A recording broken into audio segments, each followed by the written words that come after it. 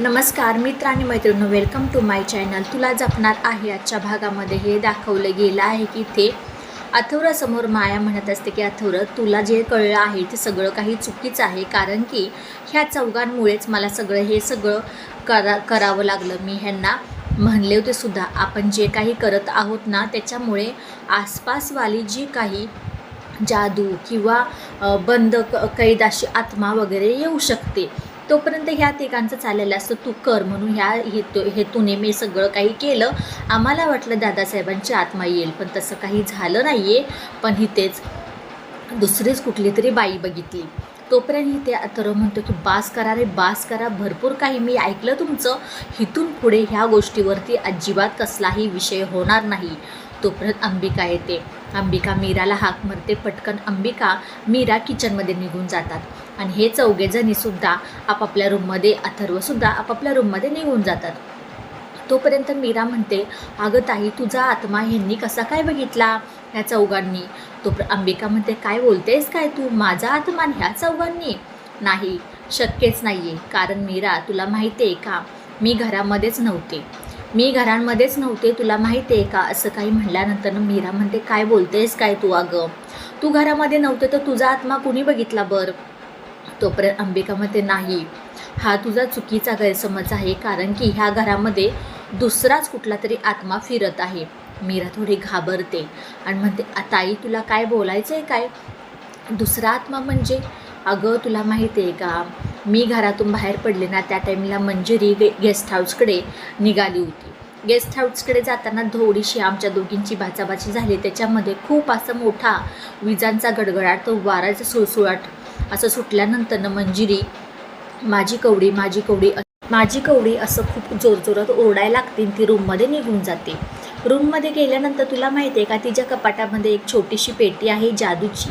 त्याच्यामध्ये तिने तीन कवड्या ठेवल्या आहेत. त्यातली एक कवडी खूप अशी काळी पडली होती. ती हातामध्ये घेऊन एकच सतत नाव घेत होती. मीरा म्हणते, ताई, कोणतं नाव? तोपर्यंत अंबिका म्हणते, अगं, देव्यानी म्हणल्यानंतर मीराच्या पायाखालची तर जमीनच सरकते आणि तिच्या डोळ्यांमधून एकदम गच्च अशी डोळे भरलेले असतात, पाणवलेले असतात. अंबिका म्हणते, मीरा, काय झालं? पटकन सांग, मला खूप भीती वाटते. काय विचित्र तर घडणार नाही आहे ना?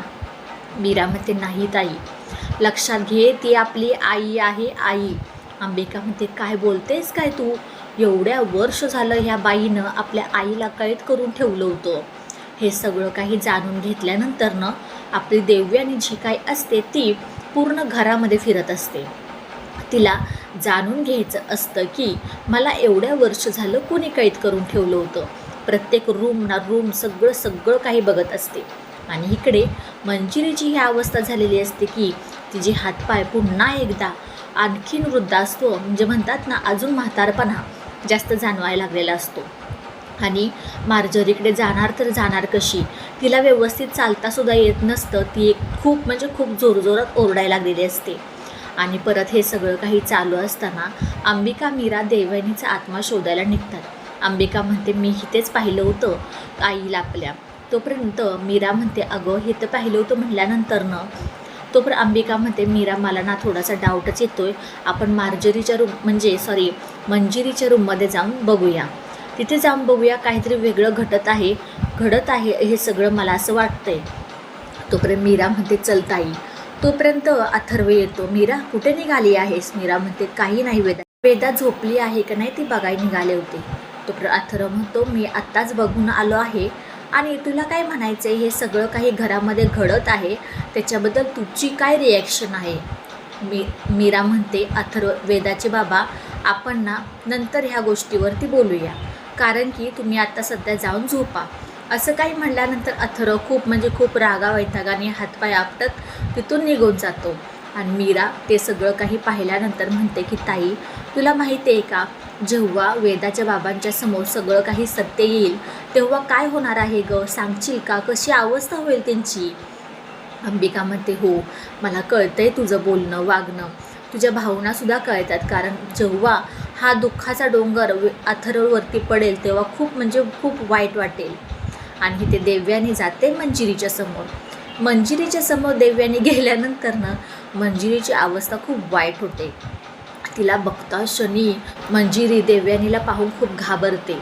देवयानी म्हणते, मला खरं खरं सांग मंजिरी, बाद झालं, हा लपंडाचा डाव आता बास कर, कारण की खूप खेळलास तू माझ्याबरोबर आणि माझ्या माणसांबरोबर. अगं तू गुरु मानलं होतं ना, तू माझ्या नवऱ्याला गुरु मानलं होतंस आणि मला संपवून तुला काय भेटणार होतं? शेवटी तू मला मारलंस, माझा संसार उद्ध्वस्त केलास. हे सगळं काही केल्यानंतर देवयानी पटकन मंजिरीचा गळा दाबते. गळा दाबल्यानंतर मंजिरीला आता जीव जातोय का मग जीव जातोय असं काही व्हायला लागलेलं असतं. त्याच्यावर मागणं येतात अंबिका आणि मीरा पटकन आई म्हणून देवयानीला हाक मारते. देवयानी त्यांच्याकडे एका क्षणासाठी पाहतच राहते. पटकन त्या दोघींना मिठीसुद्धा मारते. मिठी मारल्यानंतर देवयानी म्हणतात, खरंच ग खरंच, एवढं वर्ष झालं माझ्या पोरींना मी शोधत होते, कशा असतील, कुठे असतील, काय असतील, सगळं काही. मीरा देवयानी आणि अंबिकाला तिथे स्टोररूममध्ये घेऊन येते. सगळं काही जे काही मंजिरीने आत्तापर्यंत घडलं आहे ना ते सांगायला सुरुवात करतात. पण देवयानी म्हणते, अंबिका मला एक गोष्ट सांग, तुला एवढ्या लवकर मरण कसं काय आलं गं? तोपर्यंत अंबिका रडतच राहते.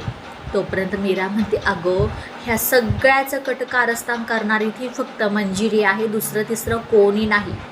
ताईलासुद्धा तिनं सेम तुझ्यासारखंच मारलं, तिचा बळी घेतला, तुझा घेतला आणि तुझ्या नातीचा सुद्धा म्हणजे वेदाचा सुद्धा घेण्याचा खूपदा प्रयत्न केला आहे.